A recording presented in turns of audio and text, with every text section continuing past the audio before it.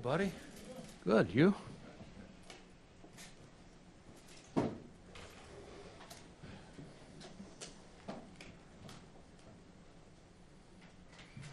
guys good? Brandon, can you tell us the process of where you are right now with your staff? I guess a little over 48 hours away from the draft beginning. Yeah, I mean we're in a pretty good spot. We've done some mocks. We've gone back through some positions that you kind of have your scouting view. You listen to the coaches, the ones where you're in the same, you see it the same. You can kind of move on. We're working through a couple of those still, like how you view this person in our offense or in our defense, and what's the role, making sure we're on the same page. Maybe we graded the player and we're thinking this guy maybe doesn't start year 2, does this year 1, and you're just trying to get on the same page of some of those things, because that kind of helps you assign the value of where you would take the player. Are you taking them as a role player this year and a future starter? You taking them hopefully to start year 1, or I don't know if I ever see this guy as a starter, but he's going to be a heck of a backup. So we're just kind of ironing out some of those, making sure we see, you're never going to fully agree, but just trying to get where there is complete consensus, those are easy. Where there's not, just trying to get to common ground. Where does the first-round grades this year? What do we pick? 30, not 30. Is it over the last couple of years about the same range? Or less this year? Yeah, I mean, it's probably in the ballpark. Yeah. What's your update, if any, on James Cook? The same with James. Really, since owners meeting, since we spoke, love James. Look forward to James putting on our helmet again this year and doing well for us. And I know he plans that. James is a competitive dude, and look forward to that. That's really probably where we're at, Tim. Is he here like it's off-season program? Not this week, but yeah, I can't tell you when he's definitely coming or not, but yeah, not yet. Is that significant to you? Or I should say, how significant is that to you? I mean, it's voluntary. So guys come and go, guys have things going on. Try not to look too far into it. We could all assume he's not here because he's unhappy with his contract or whatever, but that's not fair. Like, he hasn't told me that. I don't know. No one's told me that he said that, but so I think that's kind of unfair to say he's not here because of that. Doesn't mean he's not here next week or the week after. He'll be ready to go, though. What is the luxury of having 2 picks in the second round? Yeah, Mookie, I love that. That's value. That's an asset for us. I think it's a good year to have a couple of those. I think there's value, where we're picking. Of course, you always want the highest picks, but how you set your board and things like that. So, no, we're very excited to have, obviously, our original pick plus the one we added with the Steph move last year. Brandon, what's that? Oh, go ahead. Thanks. You're scheduled to make 10 picks. How likely, in your mind, is it that 10 drafted rookies could make the 53-man roster? Yeah, that's a good question. Tell me who my players are, and I'll tell you. But, I mean, odds would say that's probably hard to have a class of 10. I mean, we are only generally given 7, and that's probably sometimes years 7 can be hard, right, to make it. But we'll see. I think that's where we have to be smart with how the board's falling. I wouldn't want to go in and say, hey, let's cash these picks in right away and move up 3 spots, and let's cash this 5th round in and move up 2 spots in the 2nd round or whatever that gets you, when we really don't need to. And then we're sitting there later going, man, I can't believe this guy's still there. And so I think that's where it's very important, Jay, that you set a board where you, as we were talking earlier about the right value of the player, you never want to turn a pick in and go, this guy's got no shot to make your roster. So I think if we start trending towards there, that's where we either start trying to move up or trade something for a next year's pick. Brandon, it feels like it wasn't that long ago that a transfer was an exception. Now it's team players that are on multiple schools. Mm-hmm. Does that impact the way you weigh production against trades? The only reason I say is, sometimes a guy goes to a new system, it's only 1 year, maybe his numbers are down. Has that impacted you at all, knowing that he's in a different place and you project him differently because it wasn't more of a linear way that he played at the same school? I think it's definitely more challenging, to your point, Mike, in a lot of ways. You can have a young man that's been at 3 schools, so you're trying to talk to people at his original school, at school 2, and at school 3. And school A loved him, but didn't have a great fit for him. School B thought he was better than he is, thought he was entitled, couldn't wait to get rid of him. And then school C loves him. So you're trying to put all the pieces together. Are they mad that he left, or was that the truth of the player? And that's the character, the DNA. It used to be a lot easier. You got a player at, University of Buffalo, you just go over there and you talk to trainers, the coaches, the staff, and you get kind of a consensus of what the DNA, how this person operates, and then you grade the player. This one, when these guys are transferring 2 and 3 times, it's harder to get the clear pictures because sometimes there's sour grapes on one side or another. So we're trying to put that together. And then to your point about production, you're always looking at like level of comp. Was it a totally new system? How they were used?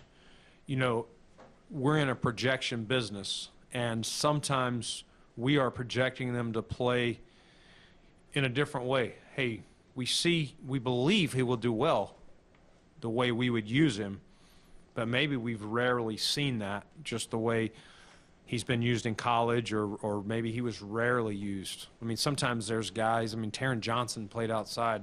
How does that translate to nickel? We put a lot on our nickel to come fill the B gap and tackle. And so that's a translation. You know what I mean? If you don't see players do that. So there's a lot of scenarios where we're up there talking and we're debating. Like, yes, I see him do this. Yes, I see his athletic traits. Yes, I like his DNA. But we're talking about playing him different in our system. And so you're kind of measuring and weighing risk of where that is, especially if you haven't seen him do it. And this is a draft that, reportedly, there's fewer first-round grades probably in this draft. Does that, at number 30, does that complicate things for you if you want to maybe trade up or more primarily trade back? Does that complicate it, having fewer first-round grade guys?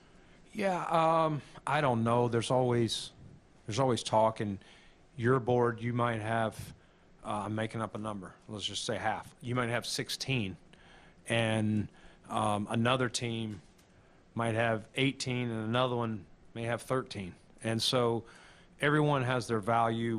We play in a 4-3 system. There may be some 3-4 players that if we ran a 3-4 defense, that we would grade a little higher. I'm sure vice versa for those guys. So I think ultimately you're just truly following your board, Sal. Build it for your team. We don't grade for the league. We grade for the Buffalo Bills, how we value players, how we use players. And so I think that's where you get some differences of where players are graded. I think that's up to us. If we're, it's getting close to us, I've probably moved up more than I've moved back. I generally do that when I'm like, man, we're running out of players here. If I don't get up and get this guy, I'm going to need to go back, because I think we would get better value by moving back into the second round, taking a player there, and then get whatever else that you can get. Last year we added a third to get Dwayne. So I think it's truly, Sal, setting your board, reading your board, and having options both ways. We constantly are talking to people ahead of us and the people behind us and waiting to see how it falls. Given that you have the 10 picks and you probably may use them as assets, and after moving back last year, do you think you might be more apt to move up than back this year? If that, if Which round? Round one? yeah. I really don't know, John. I mean, sitting at as late as we pick, it's so hard every year. I mean, we've done a few mocks, and you know, it could go so many different ways of who's really there. And this year, as much as there's as many different ways it could go this year as I can remember. Just what mocksters out there perceive teams' needs are to best player available, and so I don't really know. I'm going to truly, as I was answering the last question from Sal, is just read the board, and if we think there's a player we really love, fits a need as well, those are when I'm trying to trade up. Player we love, fits a need, and the value, that makes sense. If not, and the board's getting wiped, now we're looking, what are our options to go back? How far do you want to go? I mean, there's been times before that we didn't trade back, and it was people wanted to pick. It was just, man, I'm not moving back 12 slots. You know, it's a long drop. I'm not quite comfortable with what may be there. See the videos on draft night, you and Sean sitting next to each other. Do you guys participate in the mock drafts? And what's your process of getting a download from him on his thoughts on this process? Yeah, so you know, I always kind of give Sean kind of a list of targets of players to view, especially on defense, being that's the strength of, you know, what he's, you know, been coaching all his life, and then we go back through, you know, the scouts and I work the board, and then but you know, he was in there earlier today, just kind of going through, hearing some things that the scouts would say, you know, talking about, again, what I was saying earlier, how they were used. So, you know, it's not my board, it's not the scouting board, it's the Buffalo Bills board. Not every player is ranked exactly how I saw them. There are times I'm like, you know what, I'm the minority in the room. You know, and it's painful sometimes. You're like, man, I like that guy more, but it's like 85-15 the room, and I'm hearing them out, and I'm like, all right, better be right though. No, but no, that's it's hard because we're all competitive. We all want to be right, but we're not always right. And as I said, this is a projection business. You're weighing risk in whatever round it is, and especially when you're talking about at 1 and 2 and things like that. And so, you know, I just want to get it right for the team and for Terry Pagula and that crew. That's my job. It's not to pick the players how I rank them. It's how the consensus, how we feel, making sure I see alignment, and making sure we all have the shared vision for this player and how we're going to use him here in Buffalo. I mean, I would say it's a pretty good D-line draft. Inside and outside? Yeah, I think so. Yeah, I think it's pretty good. Yeah, I mean, there's a lot of different flavors. And again, I was talking about the 3-4 guys, you know, some of those guys you know, I don't know 15 years ago or maybe even 10 years ago if we would have drafted a Javon Solomon, you know, more of a 3-4 stand-up guy. But we found value in those guys. It's a passing league. You got to be able to get them down. So you're trying to make sure you can find enough value for those, and then, you know, what are they going to do on fourth down and special teams for you? But adding those players in as well, I think it's probably good on both. Your defense, your front four, you rotate quite a bit. Yeah. You don't as much in the secondary. Does that impact how you value players? Meaning, you know, cornerback who's going to be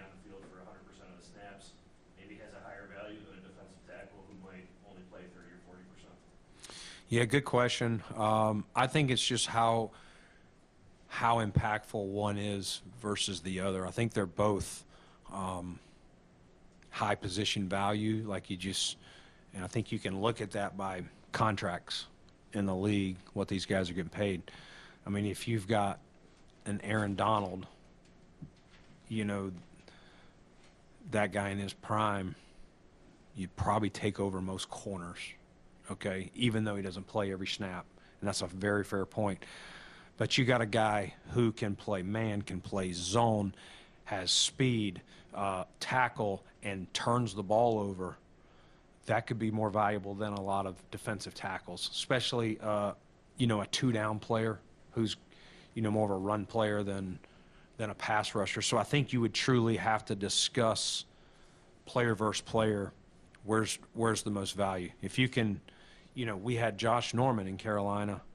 Even Tre'Davious here when he was rolling and we paid him as the number one guy, like we could match up Tre'Davious on the team. You know what I'm saying? He gave us he would be more valuable than a number of defensive tackles. Probably not more valuable than Aaron Donald, no disrespect to him, just using those comparisons. Is that? When does BBA supersedes a position?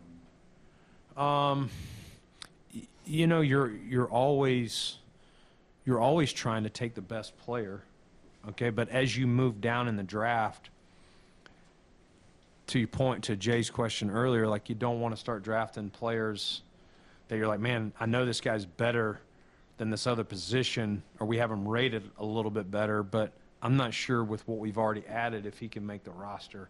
So as you go, especially by the time you get to Saturday, you're going, man, what would we like to come out of here with what we've already added today? And then you start looking at where do you have value on your board.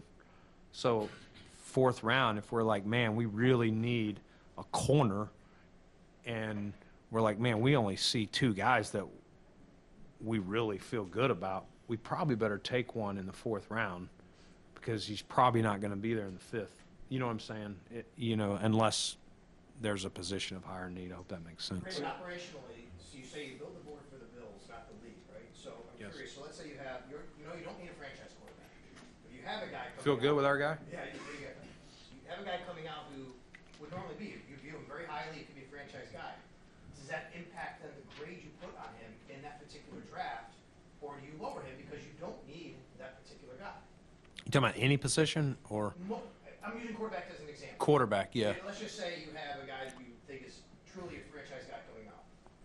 Does he have a different grade when you need one versus when you don't need one? Because that could impact how the board falls for you. Right? Yeah. I mean, I wouldn't expect at 30 if a guy's there for us to take him. Right. To your point, even if we had him rated up there, that would,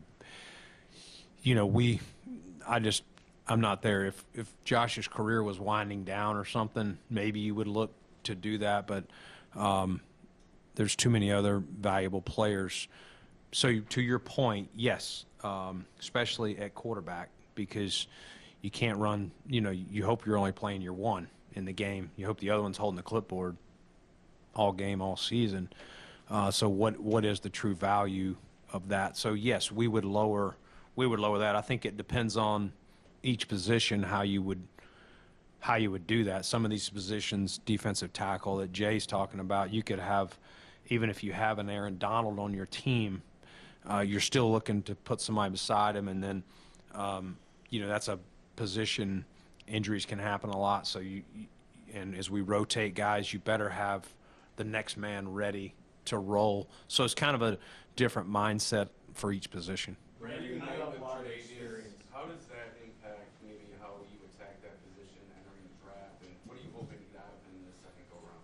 Yeah, I mean, it's great to have Trey back. I mean, you just, you know how we all feel about him, and the business part of this stinks. I'm sure I mentioned that. I don't remember how I answered it a year ago when we parted ways, but I definitely know that I made it clear just because we're parting ways today doesn't mean forever. And not that I envisioned 1 year later it would work out, but no, we're excited to have him back.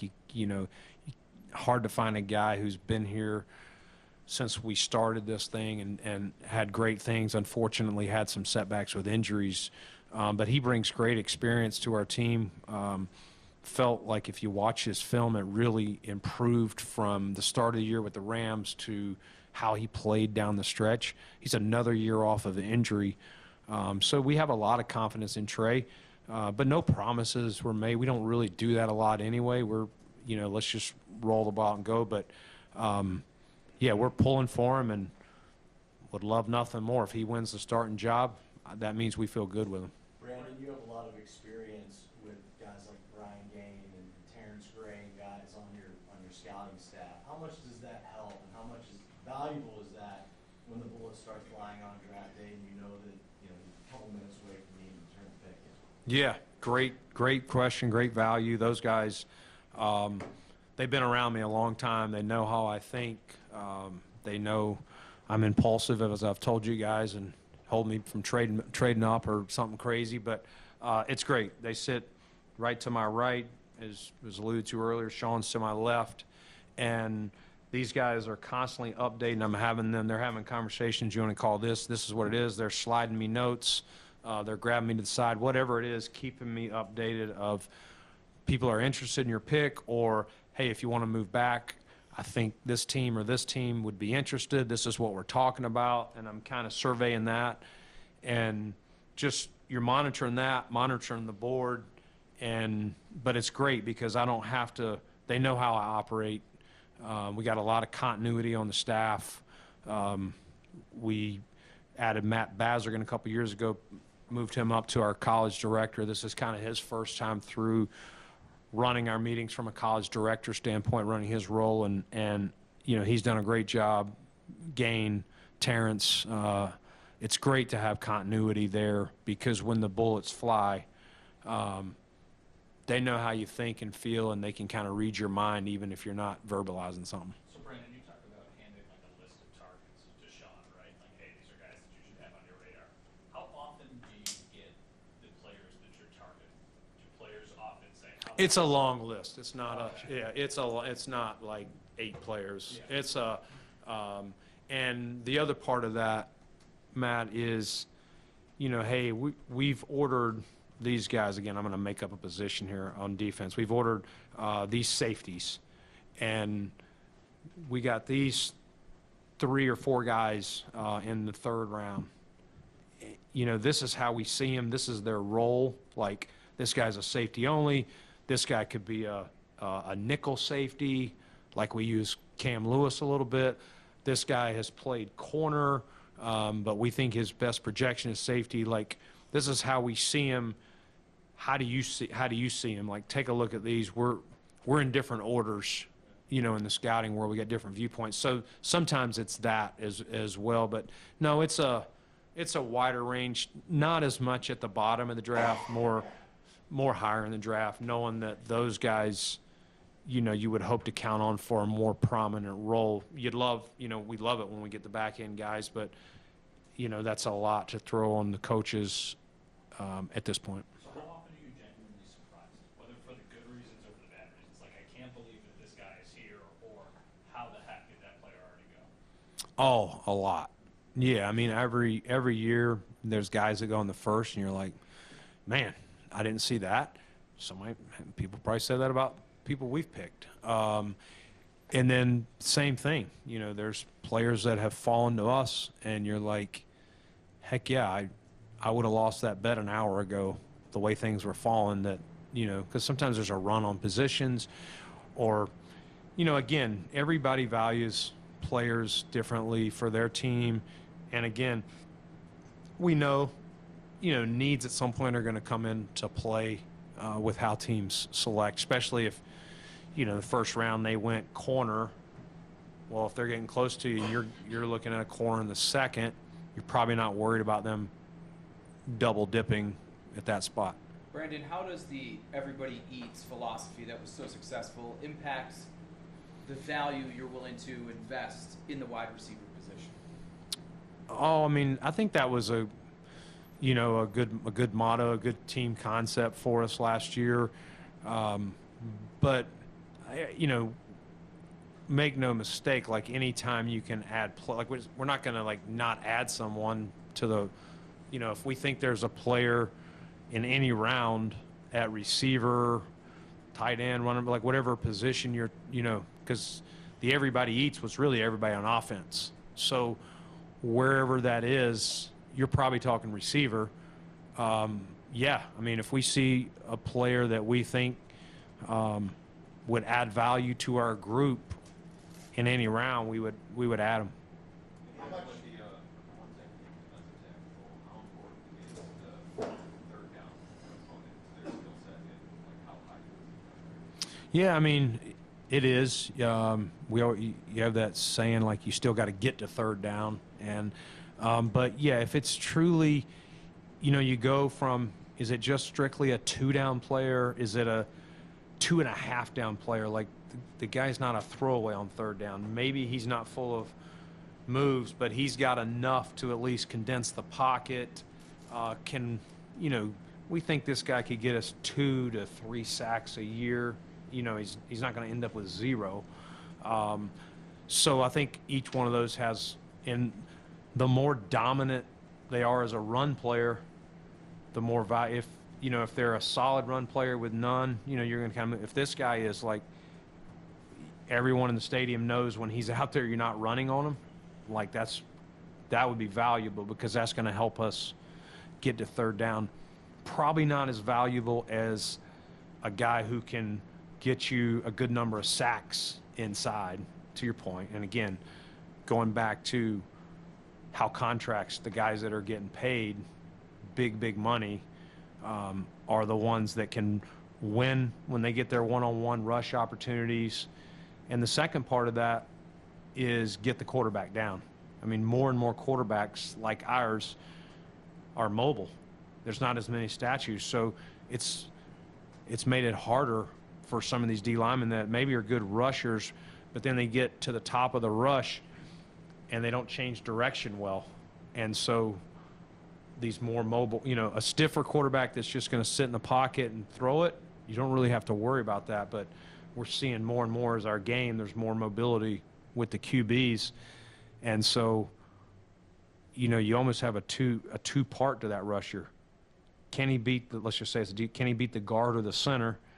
And then secondly, once he wins, can he get that quarterback down, especially the mobile guys? Do the 6-game suspensions to Hoyt and Ogunjobi impact how you prepare for this week? For this week, no. We're just gonna, because those guys will be with us all at training camp, and so no, and the off-season program, et cetera. We're still going to build the team the way we would build it. And as I said earlier, you kind of look at it like you got a couple of guys that are nicked up, those first 6 games. Brandon, you talked about, Go ahead. when you talk about projections, at the corner position, how big is I played a lot of zone, played a lot of man in terms of projecting what you would want. Is it more about what they've done or what you see in the traits of the player physically and what you hear from the coaches about what they can do? Yeah, it's all of that, Mike. It's you definitely want to grade what you've seen them do. You want to look at that and evaluate it. If they've only played man, at least evaluate it and know what that is. And then you try and dig into the school. Like, did he only play man because he's not grading off, not instinctive, doesn't have the, whatever skills you're looking for. But you're grading the player, and then you're trying to find out, and then that's part of our process. Like, you do need intelligence back there. And so if you're going to play zone coverage, you got to have instincts, understand what's coming. And so you're trying to dig in why the school didn't play him that way.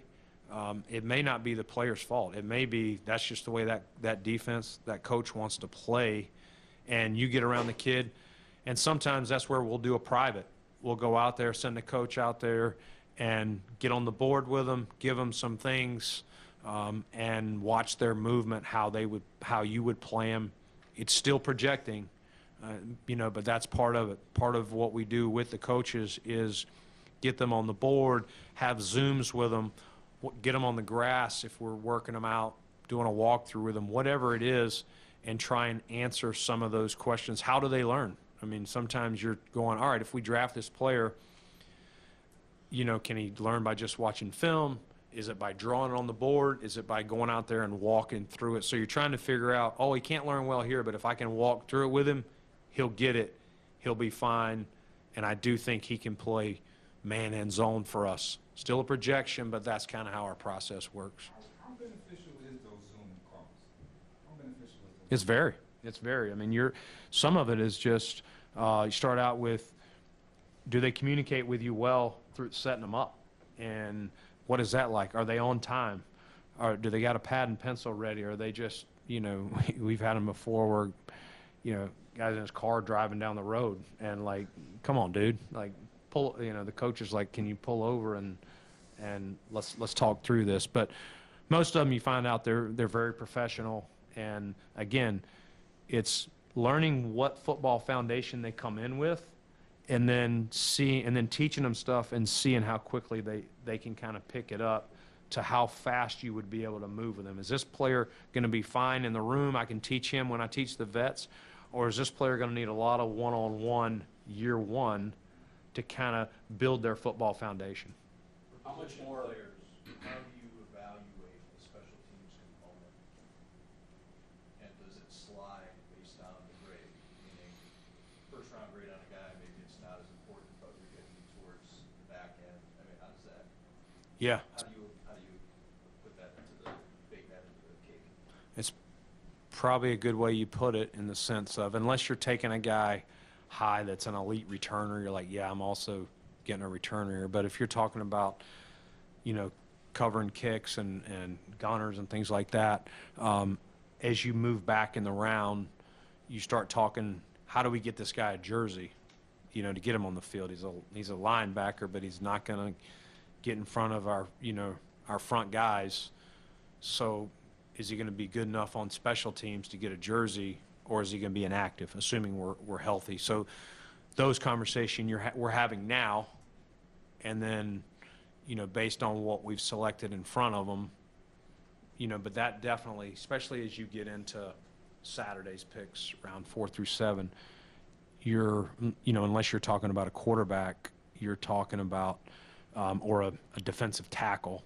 But if you're talking about a skill position player, you're definitely talking about what is their fourth down value. What happens when there's a guy who didn't play special teams, but he fits that bill?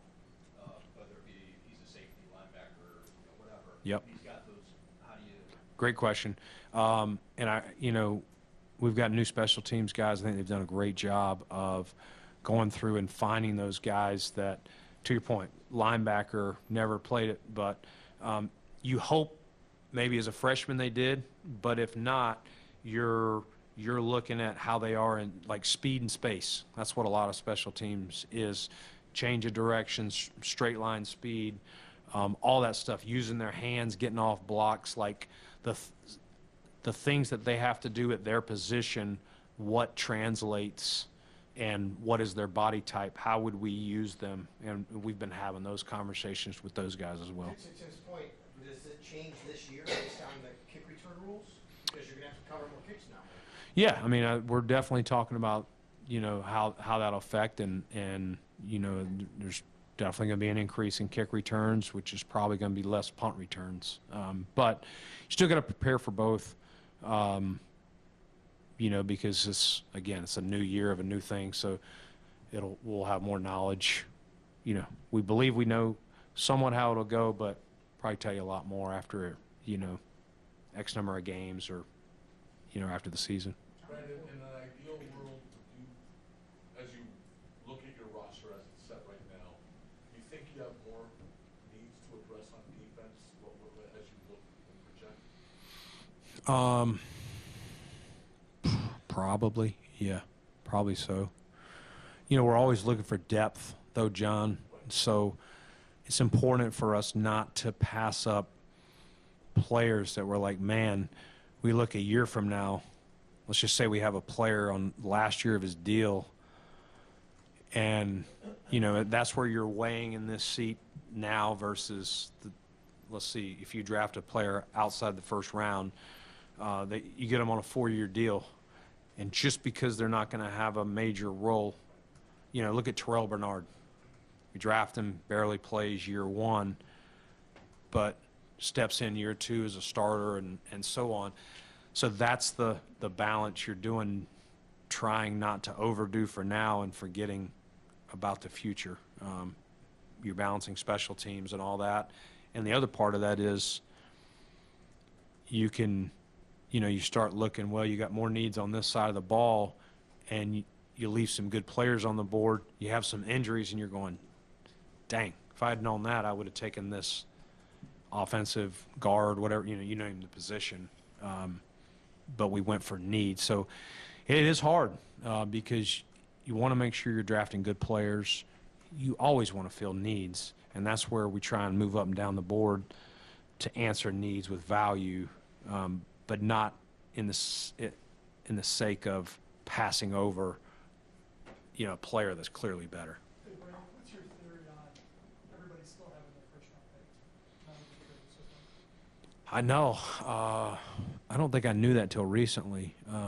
That's an interesting one. I don't know if I have a theory. I haven't spent a lot of time on it. Yeah, I don't really have a great answer for you. It seemed like there was a higher premium trade in the first round last year. Is that specific to last year? Do you feel like that's going to carry over this year as well?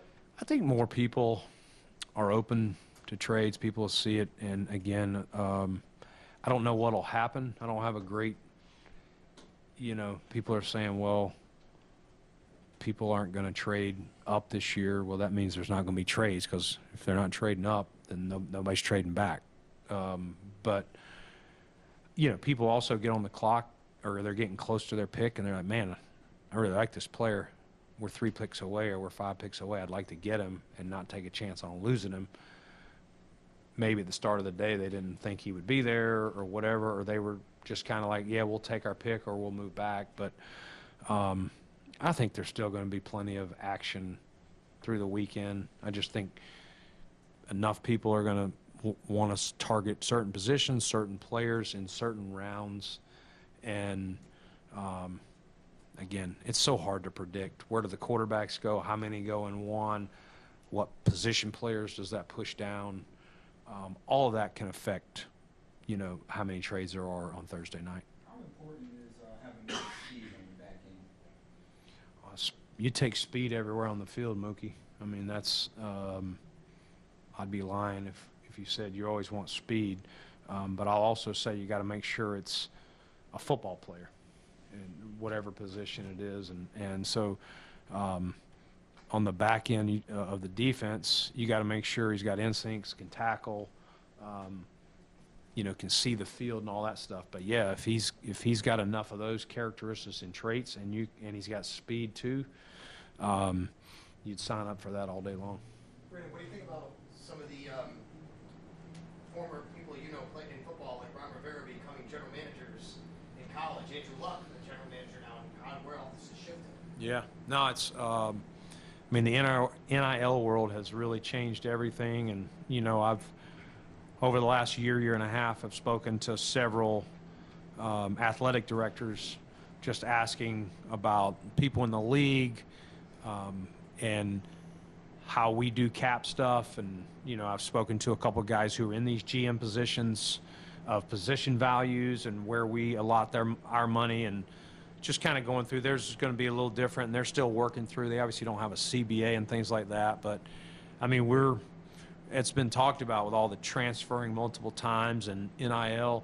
We're getting different athletes, which is coming up in our conversations on the background. We're getting professionals, in a lot of ways. I know other sports, hockey, baseball, NBA, those guys are allowed to turn pro out of high school. Our league is not. But in some ways, college football has turned into a paid minor league, for the NFL or other football leagues. Cause like a bit of a paradigm shift, how you have to view things compared to maybe 10 years ago? Yeah. Because these guys are already getting paid, how they've managed their money and what they've done. Yes, 100%. It's all those. Are they playing, are they transactional? They love the game. Are they, is it all about the money? You're always trying to dig into those. You always have, but you are getting the question, how's this player going to be with money? Or a lot of these guys, because they've had it. And has it hurt them? Has it helped them? Or is this, they're fine with the money? Of course, who's going to turn it down? But nothing's changed about their DNA. They're still a great person. They love ball, and you don't have to worry about them. Circling back to Trey, where do you think he is at 30, and after those 2 injuries? As you project him, where might can he compete for a starting job? Yeah, I think he definitely can compete for a starting job. I think that's why he came back here. Trey is one competitive dude. And as I said, John, I thought his play trended up last year, and fortunate, so happy for him that he was able to, get through a healthy season and trend up, and he knows our defense. I think if he had never played in this defense, if he had been somewhere else and we were signing him, I might be a little more skeptical. But there's so much value. I mean, we signed Peanut Tillman the year we went to the Super Bowl in Carolina, Peanut was probably 33, 34, I don't remember.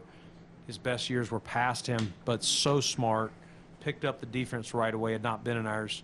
And we were curious, would he have enough movement skills with all of his mental aptitude that he's so smart. And you want guys like that on the field because they can overcome wherever they are athletically in their career. They can overcome that with smarts, instincts, feel, communication, knowing what's coming. So Trey's going to have a lot of value from that standpoint.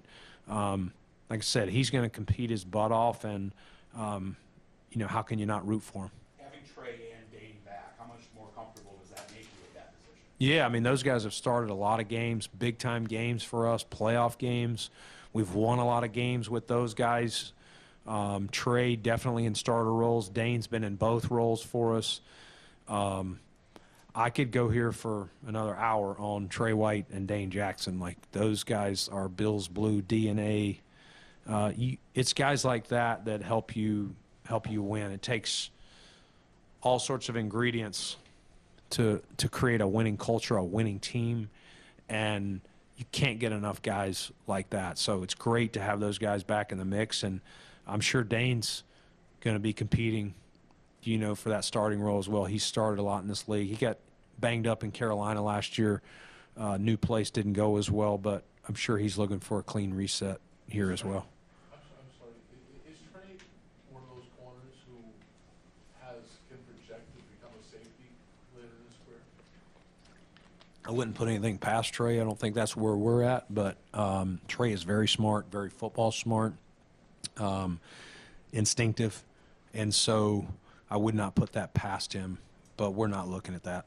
Hey, Brandon, I know Billy Carter did both positions last year, but he was more so good at 3. Is that your vision for him moving forward, or do you think he can be a better fit one? I think that's a great question. I think we do like his versatility. I think that was part of the attraction to him, Joe, and I thought he was showing that well. Last year was the year of the wrist for us, and I thought he played a couple of his best games right before that happened, and then we brought in the reinforcements with Jordan and Q Jeff, so he didn't really get back on track. Not all of his fault, really. It was limited opportunities, but I do think that's one of those, when a guy can play multiple spots like that for you, you look at your makeup once you finish out the build of the team. We'll know a lot more after this coming weekend of what we add, and so let's look at all the ingredients. Who can only play one spot?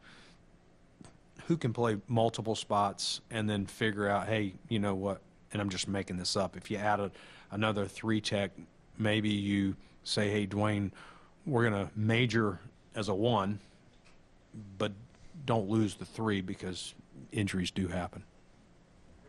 All right. Thank you. Thank you.